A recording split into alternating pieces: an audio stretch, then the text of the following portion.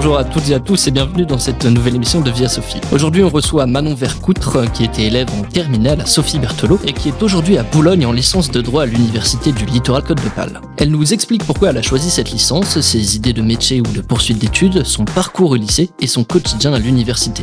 Elle a accepté volontiers de répondre à quelques questions de Via Sophie sur son expérience et de nous aider à y voir plus clair. Vous écoutez Via Sophie t'oriente, spécial droit.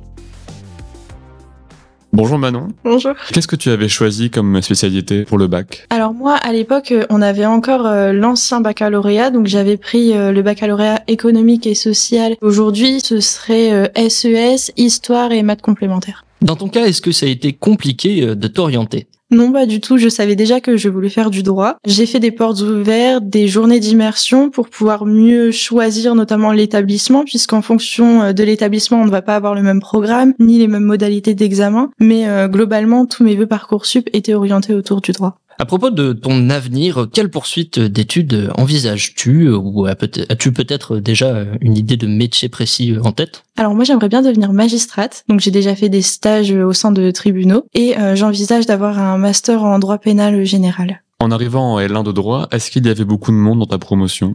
Non du tout, on était environ 200, c'est la particularité de l'UCO, contrairement à Lille par exemple, où vous avez en L1 plus de 1000 étudiants. Nous on était 200 en L1, sachant qu'au fur et à mesure, il y a beaucoup d'abandons et beaucoup d'échecs. Pour savoir un peu tes horaires, tu avais combien d'heures de cours par semaine ? J'avais environ en première année 25 heures de cours par semaine, sachant que c'est environ pareil en deuxième et en troisième année. Et c'est beaucoup de travail en autonomie également ? Il y a énormément de travail en autonomie, c'est-à-dire que vous avez des travaux dirigés, c'est 1h30 par matière, sachant qu'on a 2 ou 3 matières fondamentales. Et pour ces travaux dirigés, on a 3 ou 4 heures peut-être de préparation en amont. Et dans la charge de travail, il y a beaucoup de lectures, faut beaucoup travailler du coup Oui, il y a énormément de lectures. Il faut par exemple relire énormément ses cours, lire tout ce qui est documentation sur Internet, des livres, et les professeurs vont vous donner beaucoup de supports écrits, ce qui fait qu'il faut apprécier lire et il faut réussir à se concentrer. Est-ce que tu avais une ou plusieurs matières préférées ? Je dirais que globalement, j'ai aimé toutes les matières, mais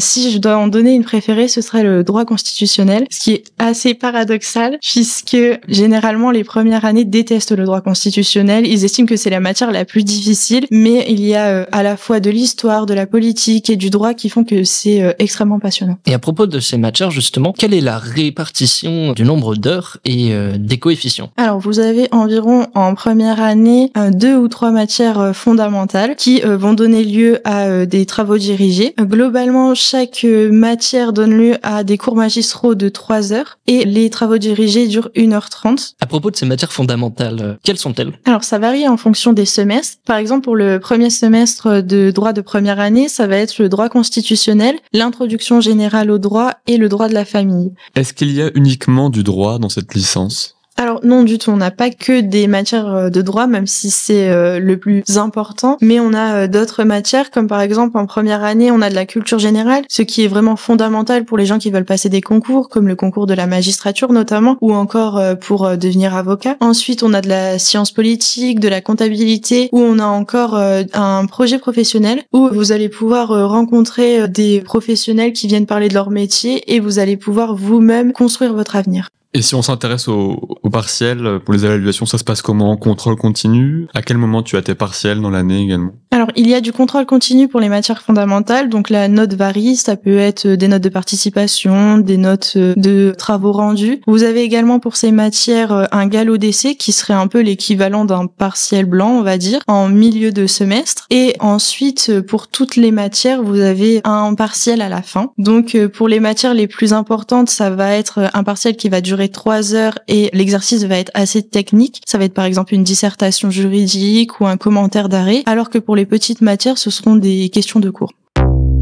Vous écoutez Via Sophie t'oriente, spécial droit.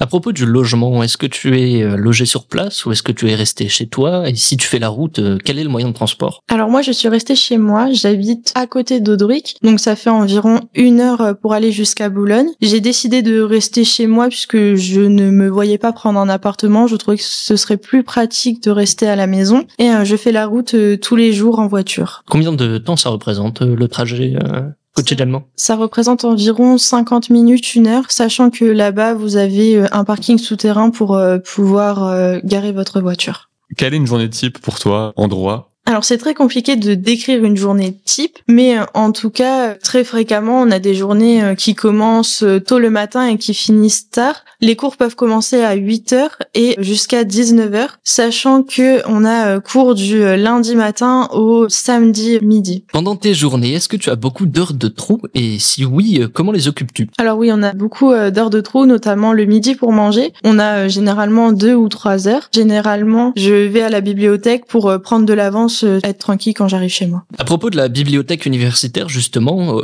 et des autres lieux de détente et de travail, est-ce qu'il est plaisant de s'y poser ou d'y travailler? Alors la bibliothèque est très agréable, sachant que vous avez des salles où vous pouvez réserver pour travailler tranquillement. Il y a à la fois des tables pour travailler, mais également des fauteuils. Avec le recul, est-ce que tu regrettes ton choix de passer en L1 de droit? C'est la licence qu'il me fallait, je pense. Je suis épanouie dans toute ma licence, j'aime toutes les matières, donc je n'ai aucun regret. Et quels conseils voudrais-tu donner à des lycéens qui aimeraient arriver en droit, justement? Alors, je dirais que le premier conseil, c'est de vraiment aller aux journées portes ouvertes et aux journées d'immersion, parce que ça peut paraître un conseil assez bête, mais en fonction des licences, en fonction des universités, ça va beaucoup varier. Par exemple, je sais qu'à Lille, vous avez du sport obligatoire, alors qu'il n'y en aura pas à l'ULCO, ou encore à l'ULCO, vous avez en anglais des modes différents par rapport à Lille pour enseigner, donc c'est fondamental vraiment de prendre le temps d'aller dans chaque université qui vous plaît afin de pouvoir mieux choisir. Et le deuxième conseil peut-être, c'est de s'intéresser énormément à l'actualité, puisqu'en cours, on va avoir beaucoup de références à l'actualité et si vous ne connaissez pas, le professeur ne va pas prendre le temps d'expliquer cette référence pour vous. Que retiens-tu de ton passage à Sophie Berthelot?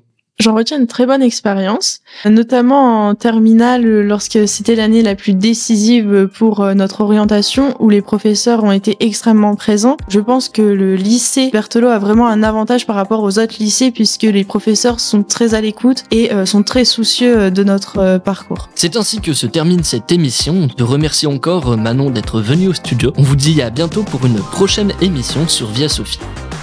C'était Via Sophie t'oriente, spécial droit.